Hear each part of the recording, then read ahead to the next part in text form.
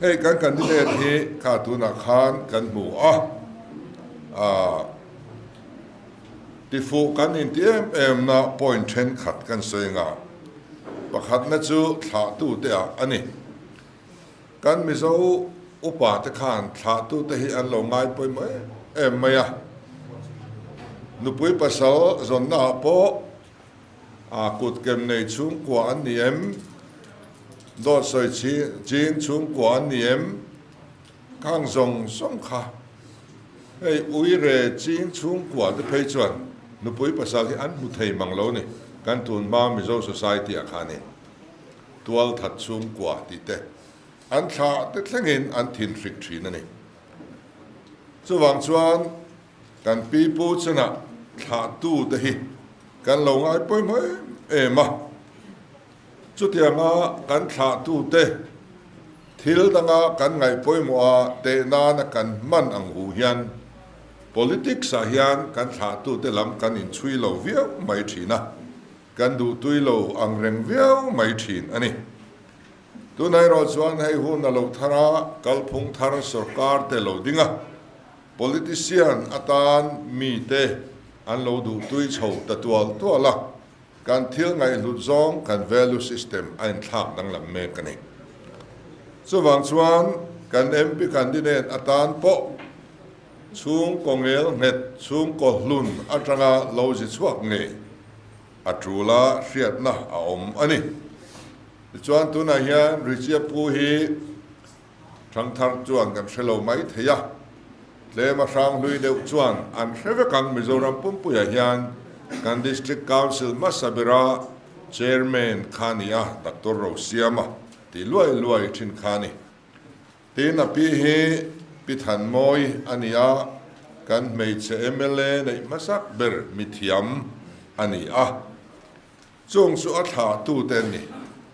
apa hi wing commander Lalduhoma'n ania ei party a pop party khata te kan lo om tlang to ramtan kan lo pen dun to thina mirin om mi poi soilo mirin nam tak miril rutha ania apa po hi ei zon nalama po mi zo singa wing commander an kai thei masa te zinga mi kha ania chumi thakal zel ami chu voina hian candidate kan nei ani belsian dol chung kwa chung kongel nget atanga lo ji chuak ani na hi kan ngai lu van nei kan in ti ni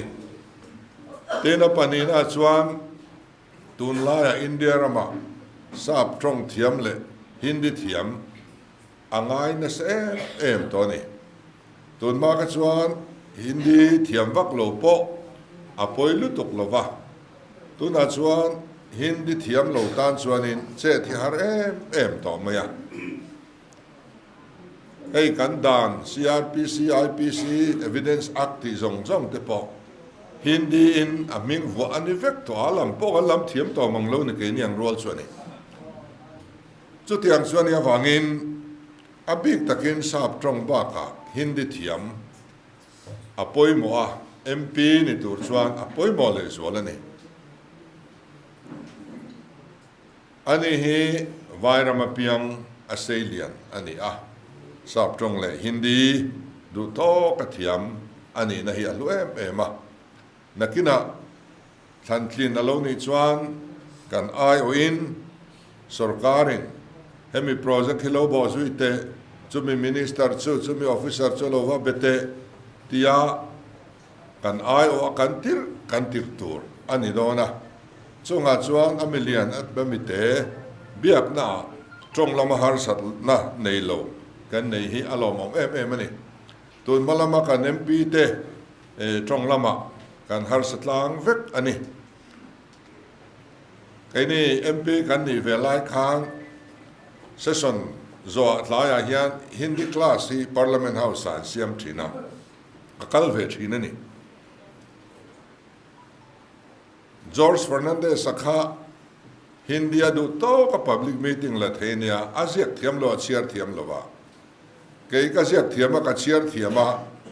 ka soi thiam lo thunga anin kei min ota kei na ni ka ota ganin otto na ni kan MP kalma sa te po pa fel tak an yama ro chu trong an thiam lo wangin an chale thei lova kan MP pulal boina soi ka riat reng chu Calcutta kan zu thleng thla a restaurant a thil lei tur kan han lama a ming kan resilo kan lam thiam silo ei thu li kan ei thin ne ne yang vel chu kan nia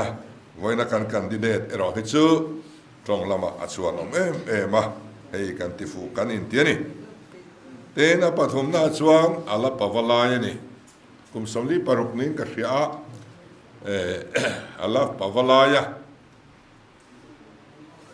ti sale rilru lama pawalai rilru chaklai taksa chakwang lai chho an ni a hetiang mi hi an activity te alo thange nge a chu kan lom na ani le a tin apalina chuan ko khan le NGO vai mang mi ani aum na ko khana te atanga in mang sovin KGP leader ani char sara waimer fly tu ani char poka heng kan NGO ko khan le kan NGO poimo pera kotlang ina an rin tlak ruai tu akum tam tak chung an lo von voin thenga ko khan poin rombol tu poimo ala man zui chu tiang mi bel chian dol kan nei le amange poin ka ei rulovang tingam bok candidate kan han nei hi van nei kan ti kan ti ani ti chuan hei sarkar na kan han siam ve a project eng mo Delhi lama bozui tori alo tam khop maya ton kan sarkar chung thathum vel chung remat po hian kan budget nilo apon lama mi central atanga sum local kan minister te nan zuk soi chwa he athane em to ni hei kan in nga na ber zok ania kan budget hi eng thamma ani lova chunga chuan kan entrepreneurs ho tan kong ain hong don chawa ain hong tual don le nga la heng zong sunga hian hetiang lama riat na nei tha le mithiam MP kan thlan tin chuan kan nei don ti na ani a alom em ani tin adang le chuan ZPM MP hian that na bik ani ni party then kha chu NDA zom te ani a an parliamentary party an zom lo thei lova sarkarin parliament a bil aron putlu reng an vote lo chuan an chunga action lak thei ani chutianga puarbe party te chu kan rama an oma kan thewa chuwangin helaya mi puima an thu soi kal tlatin parliament a chuan vote an thak thina ni ti po kan mu to nu kha ani kene ro chu twal tro party dik tak kan ni a national level a eng group ma kan zom don lo ani chu kan zalen na ani a chumi chu kan hum him tlat don ani central sarkar nen in lai chin na le in thian than na thatak nei kan du tuna po hian central sarkar nen hian kan in kar hi atha em ani min en frang lo thil kan soite min ngai poimo sak zela min la ngai poimo sak zel don chau ni te po hian kan riani chutiang chuan tho ho na thatak twal tho party ni chung hian anei thei em a atakin chu alang mek ani chuti laya hoi lambik nei a zom lambik nei kan thian party lian pani te chu zom lambik nei ve ani abikin congress te phei chu lo thling ta selangin central BJP sarkar le mailbox ya atan che da har sa le don ti kha achiang sa chu a chezo min zo ram mi pu hian azar kan zo the ni chu lai ka ra chuan kai ne ro chu a iswa zir selin parliament a kan MP chuan thop ro kan ti chu thop nga do dal ro kan ti chu a do dal langa party thu om tur ani a chu tiang chu kan ya wangin central stand po kan za om ve na lai ani tlata tiang chuanin a thua zir zelin a enga kholoi lova a eng thu le la apo kan ramtan kan sa khotan a thalo tura po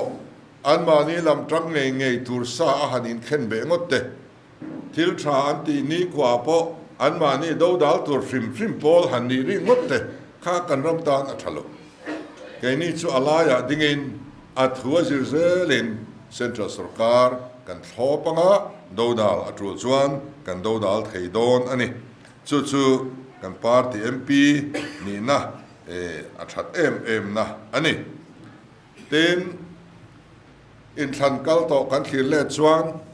atlang puin MLA vote thla a hian